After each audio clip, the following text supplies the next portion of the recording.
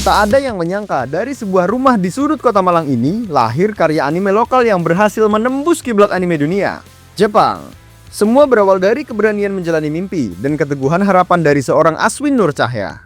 はじめまして。私はアスウィンと申します。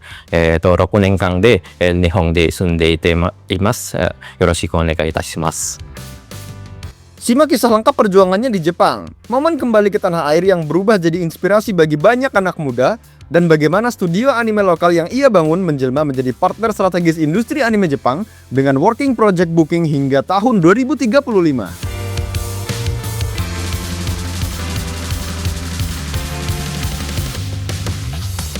Jadi awal gimana saya ke Jepang sendiri itu dari lulus kuliah di Undip sendiri. Setelah lulus itu kebingungan sebenarnya. Saya sendiri tuh pengen belajar anime tapi nggak ada akses di dalamnya. Mau belajar di internet pun nggak ada. Terus juga mau tanya ke siapapun nggak tahu. Akhirnya keputusan saya coba untuk belajar langsung ke Jepang. Akhirnya menemukan sebuah LPK yang bisa memberangkatkan saya ke Jepang. Lewat situ saya pergi ke Jepang dan belajar bahasa dulu di Gunma tempatnya, Nippon Academy. Habis itu belajar animasi di Jam Anime Manga Shemongakko.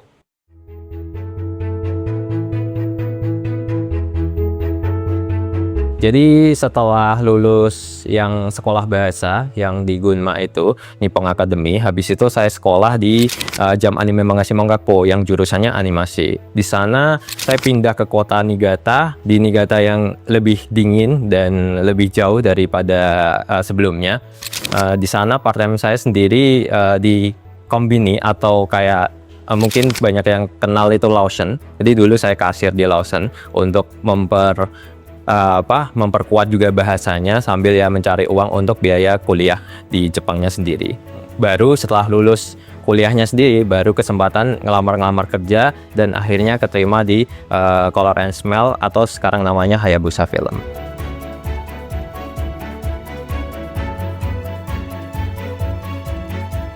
Jadi saya sendiri di Jepangnya kerja sebagai kompositor. Cara garis besarnya kerjaannya itu kurang lebih dia itu menggabungkan semua aset yang ada. Kayak contohnya animasi, background, 3D, terus dijadikan satu, terus animasinya disesuaikan timingnya, habis itu kasih gerakan kamera dan kasih efek-efek biar lebih bagus. Intinya kurang lebih mungkin penggambarannya kayak koki yang menggabungkan semua bahan-bahan makanan dan dijadikan satu yang hasilnya lebih indah dan lebih visualnya juga lebih bagus. Dan secara pengalaman kerja di sana, terus juga secara jadwal anime kayak gimana, itu emang kadang-kadang itu ada waktu kayak santai juga ada, waktu-waktu padat juga ada. Emang tergantung sih kondisi anime tersebut. Ada yang sampai tahap pernah hari besoknya tayang dan malamnya itu perlu diselesaikan, itu juga pernah. Jadi pengalamannya cukup beragam, tapi secara pribadi sih saya cukup seneng sih karena bisa dari sesuatu dari sudut pandang penonton sekarang jadi sudut pandang pengerja dan bisa melihat secara langsung, apalagi dapat kredit nama sendiri muncul di anime, kebanggaan yang luar biasa waktu itu.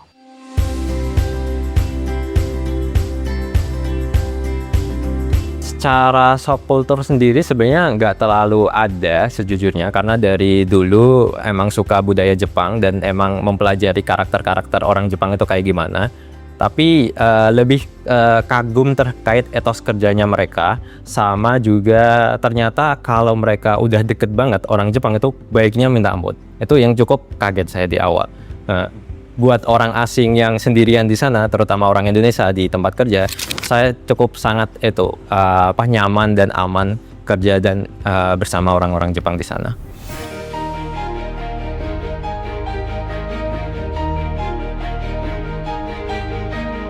Saya sendiri sejujurnya sebelum berangkat ke Jepang itu udah meyakinkan diri bahwa saya ke Jepang itu nanti suatu saat akan balik, itu udah pasti. Cuma saya sendiri nggak tahu kapan baliknya. Jadi cita-cita saya sendiri itu pengen bikin anime sendiri. Nah, anime yang bukan dari Jepang, tapi melainkan anime yang Indonesia gitu. Akhirnya kenapa saya pergi ke Jepang untuk mempelajari gimana sih caranya biar bisa bikin anime yang bagus kualitasnya dan juga ceritanya maupun apapun yang ada di sana, dan mencarikan pengalaman juga di sana. Terus Ya karena kenapa bisa pada akhirnya memutuskan pulang itu karena pertama faktor orang tua. Orang tua agak takut sih kalau saya sendiri lama di Jepang terus nggak mau balik, ketagihan, walaupun saya sendiri udah bilang bahwa saya pasti balik. Di saat karirnya di Jepang mencapai titik puncak dan standar profesionalisme sudah di tangan, sebuah permintaan sederhana dari orang tua mengubah segalanya.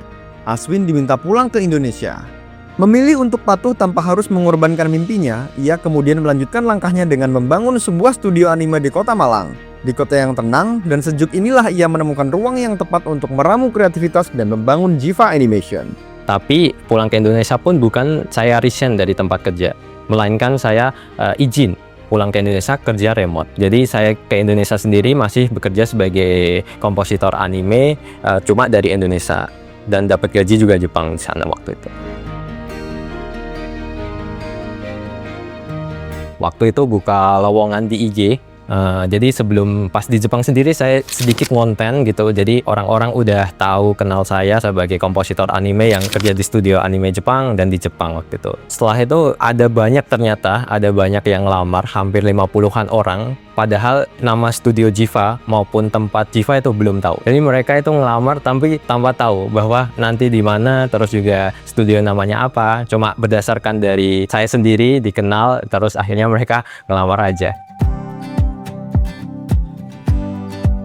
Awalnya sebelum mereka masuk itu saya bimbing lewat online. Jadi 3 bulan saya kasih arahan kayak gimana cara kerja Jepang, standarnya Jepang, dan gimana proses anime itu dikerjakan. Habis itu mereka bergabung di bulan Mei. Jadi setelah Lebaran mereka bergabung dari berbagai kota. Jadi sebelum awal-awal itu nggak ada yang orang Malang. Ini mereka berkumpul di Malang. Jadi ada yang dari Sumatera, ada yang dari Jogja, ada yang dari Demak. Banyak tempat yang berkumpul, akhirnya 5 orang itu berkumpul. Tahun 2023, jadi kurang lebih Jiva saat ini berdiri 2 mau ke 3 tahun.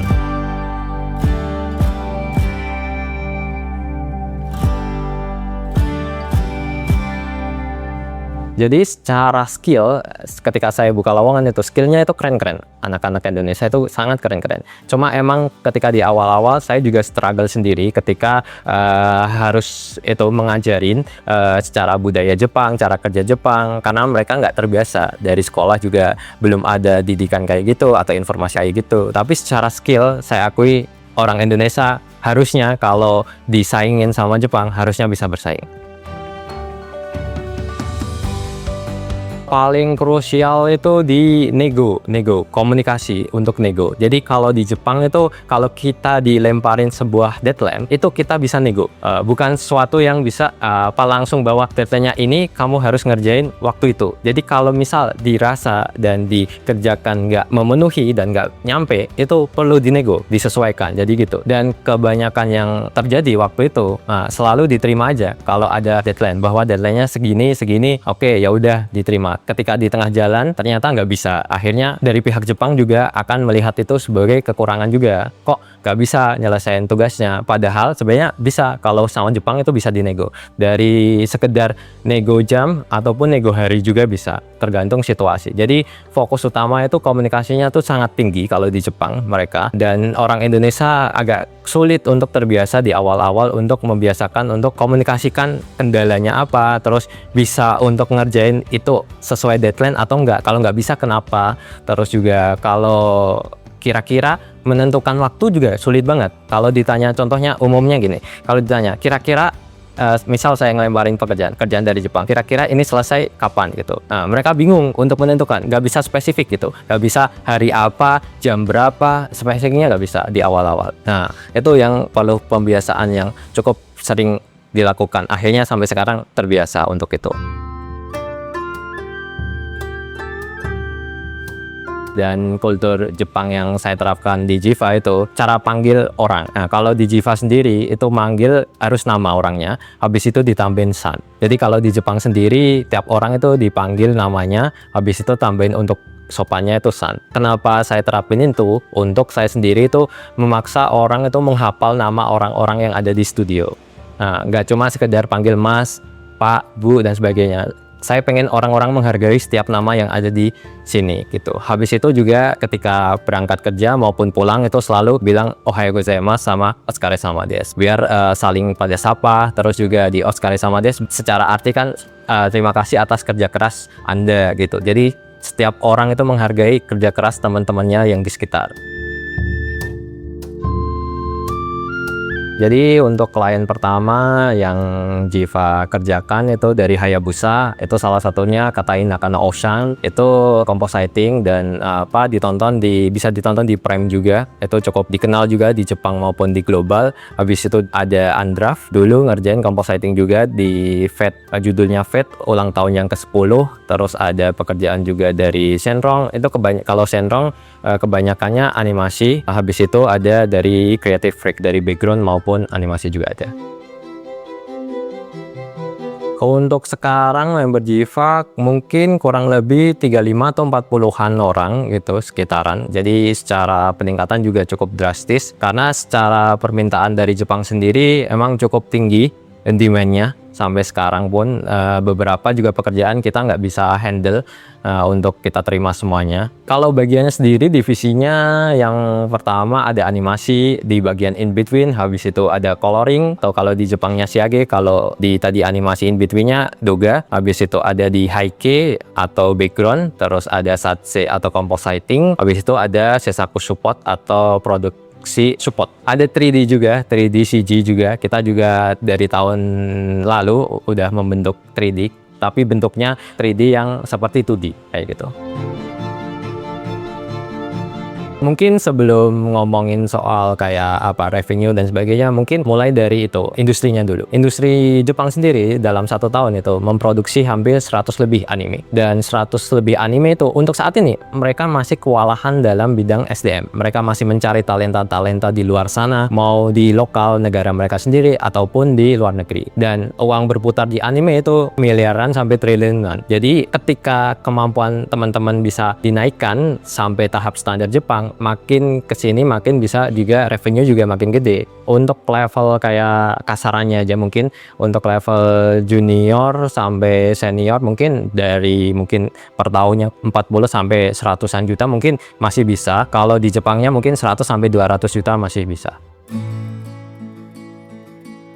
Jadi kalau dari project Jepang sendiri, mereka umumnya projectnya itu udah antri kayak gitu tiap tahunnya. Jadi tiap tahun juga udah tahu berapa jumlahnya, misal 2 atau 3 anime yang dikerjakan. Nah, dan mereka itu udah di booking sampai sekarang. Informasi terbaru yang saya dapat itu 2035. Dan Jiva pun ikut terlibat untuk sampai ngerjain 2035, tergantung kesiapan Jiva juga. Apakah Jiva bisa siap untuk menerima banyak project itu dari segi apapun divisi yang ada di Jiva. Kita berusaha keras untuk setidaknya banyak yang dibagikan ke Indonesia, nggak cuma Jiva, dan teman-teman lainnya. Kalau nggak dipersiapkan dari sekarang, pada akhirnya pekerjaan itu akan pindah ke negara lain kayak Cina, Vietnam, Korea. Mereka udah lebih dulu nyemplung duluan di anime daripada Indonesia. Perlu kerjasama gak cuma Jiva, harapannya sih pengennya ada studio-studio lain juga yang bisa menangkap demand ataupun peluang itu untuk kedepannya. Karena ya dari pengalaman dan ke kondisi sekarang tuh di anime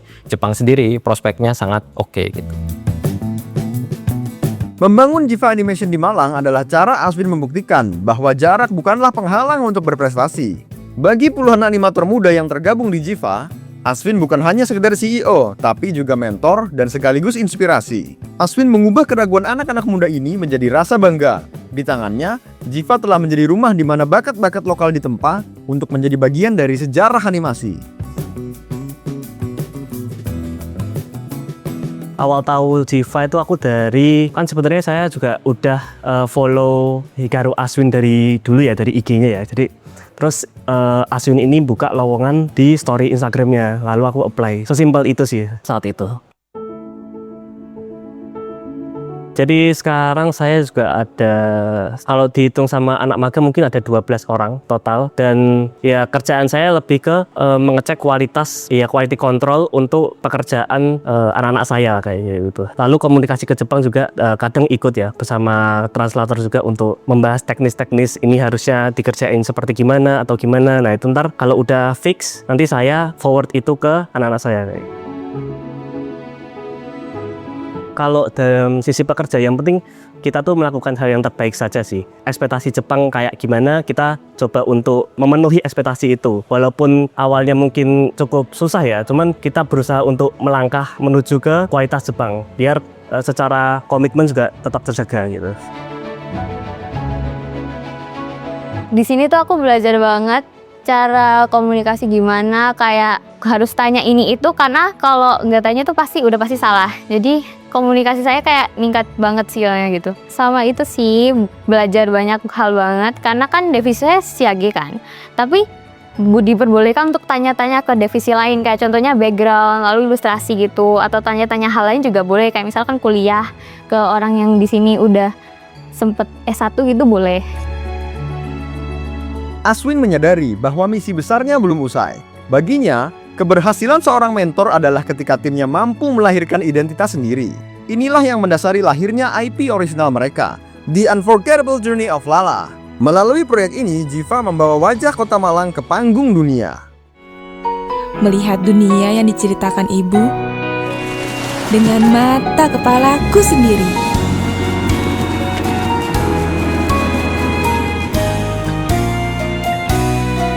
Meski aku harus meninggalkan Bapak,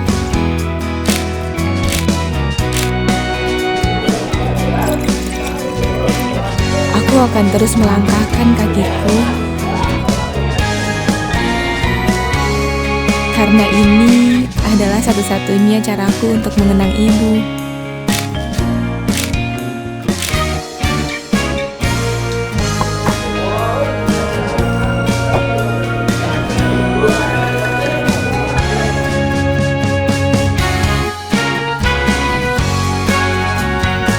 Perjalananku baru dimulai. Jantungku berdebar. Entah senang, entah khawatir.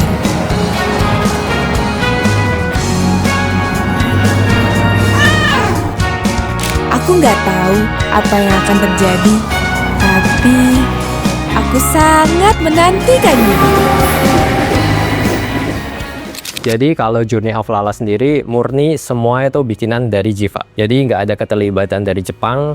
Kita murni orang Indonesia semua yang terlibat, dari cerita, konsep, terus karakter desain, segalanya kita riset sendiri di Jiva. Jadi kenapa kepikiran untuk produksi itu? Pertama untuk mengetes juga kemampuan studio Jiva sendiri dalam memproduksi anime. Habis itu menerapkan juga cara kerja dan pipeline anime yang ada di Jepang, karena pipeline anime Jepang itu sendiri cukup terbilang nggak umum ya di Indonesia dan berbeda sendiri, dan pengennya Jiva bisa menerapkan sepenuhnya biar kedepannya kualitas dan hasilnya Jiva itu mirip dan setara sama Jepang dan bisa dinikmatin juga penonton-penonton yang ada di Indonesia. Untuk pembagian dengan anime Jepang, emang itu salah satu tantangan terbesar di mana Jiva pengen ngembangin IP sendiri, tapi dituntut juga harus roda berputar di studio, harus servis. Jadi pertama tentu kita ngedepankan untuk servis karena itu roda utama yang bisa dilakukan. Misal kalau Jiva mentingin IP dan IP belum tentu, apalagi di Indonesia ya, belum tentu secara peluang dan marketnya udah kebentuk, jadinya butuh proses yang panjang. Jadinya kalau kita terlalu fokus ke situ malah berantakan. Biasanya kalau sistemnya Jiva, kalau pekerjaan Jepang lagi senggang, nah langsung switch ke Lala kayak gitu. Biar tetap Lala itu tetap berprogres. Walaupun nggak tahu progresnya sampai kapan bisa terselesaikannya. Mungkin kalau untuk anak muda ya, yang saya amati mungkin kebanyakan saat ini mereka banyak ketakutan, terus juga banyak informasi yang beredar di luar sana yang mereka juga kebingungan untuk menentukan pilihan. Jadi saya sendiri berharap anak muda itu bisa memutuskan dengan baik masa depannya. Mulai dari sekarang itu jadi teman-teman harus mempersiapkan sedini mungkin karena nggak tahu masa depan ke depannya itu teman-teman bisa ngerjain apa aja. Contohnya kalau dari saya sendiri juga nggak pernah kepikiran bahwa sampai sekarang bisa ke Jepang terus juga bisa bikin studio anime. Dari ketakutan itu teman-teman harus mencoba sedikit, nggak usah banyak-banyak untuk membuka keberaniannya untuk melangkah dulu daripada berpikir atau menunda-nunda. Perjalanan Aswin Nur Cahya menjalani mimpi di negeri Jepang hingga membuka studio anime lokal di Kota Malang menjadi inspirasi untuk selalu mengejar mimpi dimanapun kita berada. Dengan dedikasi sebagai leader dan mentor, ia berhasil membawa puluhan karya animator Malang menembus industri anime Jepang. Inilah bukti nyata dari sebuah kontribusi. Membangun sistem, mencetak generasi, dan membawa identitas lokal ke level internasional.